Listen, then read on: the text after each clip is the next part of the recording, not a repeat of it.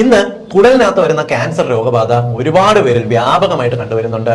പലപ്പോഴും ഈ രോഗത്തിന് ഈ മലത്തിലൂടെ രക്തം പോകുന്നത് എന്നുള്ളതല്ലാതെ മറ്റൊരു ലക്ഷണവും കാണിക്കാറില്ല. അതുകൊണ്ട് ഈ രോഗം ഗുരുതരമായി കഴിഞ്ഞാൽ മാത്രമേ പലരും അറിയത്തുള്ളൂ. പലപ്പോഴും പൈൽസ് രോഗമാണ്, ഫിഷർ ആണെന്ന് കരുതി പ്രത്യേകിച്ച് ചികിത്സയൊന്നും ചെയ്യാതെ പരിശോധന നടത്താതെ വെച്ചുകൊണ്ടിരിക്കുന്നത് കുടൽ ക്യാൻസർ കൂടാറുണ്ട്.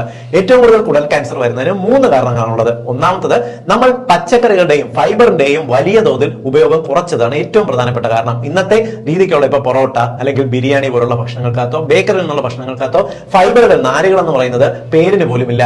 നാരുകൾ ഉയർന്ന അളവിൽ കഴിച്ചു കഴിഞ്ഞാൽ മാത്രമേ ഇതിനെ പ്രതിരോധിക്കാൻ പറ്റുള്ളൂ. പലപ്പോഴും നമ്മുടെ നാട്ടിൽ കിട്ടുന്ന പച്ചക്കറികൾ, ഇലക്കറികൾ ഒന്നും വേണ്ട, നമ്മളെ വാഴയുടെ തന്നെ കൂമ്പ്, വാഴയുടെ തണ്ട് പോലുള്ളവ കറി വെച്ച് ഇലക്കറികൾ കഴിക്കുക, ഇവ കൂടുതലായിട്ട് ഉൾപ്പെടുത്തുക ഏറ്റവും പ്രധാനപ്പെട്ട കാര്യമാണ്. രണ്ടാമത്തെ ഘടകം എന്ന് പറയുന്നത് ഉയർന്ന അളവിലുള്ള റെഡ് മീറ്റിന്റെ ഉപയോഗമാണ്. ഇന്ന് നമ്മുടെ നാട്ടില് ബീഫ്, മട്ടൺ, പോർക്ക്, താറാവ് പോലുള്ള ഇറച്ചി വിഭാഗങ്ങൾ ഏതെങ്കിലും തരത്തിൽ നമ്മുടെ ഉള്ളിലേക്ക് ആഴ്ചയിൽ 3-4 തവണ എത്തുക. ഇങ്ങനെ തുടർച്ചയായിട്ട് നമ്മൾ റെഡ് മീറ്റിന്റെ വലിയ തോതിലുള്ള ഉപയോഗം കുടൽ ക്യാൻസറിന് കാരണമാകാറുണ്ട്. 2 ആഴ്ചയിൽ ഒരിക്കൽ 90 ഗ്രാം ഈ ഒരു അളവിൽ മാത്രമേ റെഡ് മീറ്റ് ആരോഗ്യകരമായി കഴിക്കാൻ പാടുള്ളൂ. മൂന്നാമത്തെ കാരണം പാരമ്പര്യമാണ്.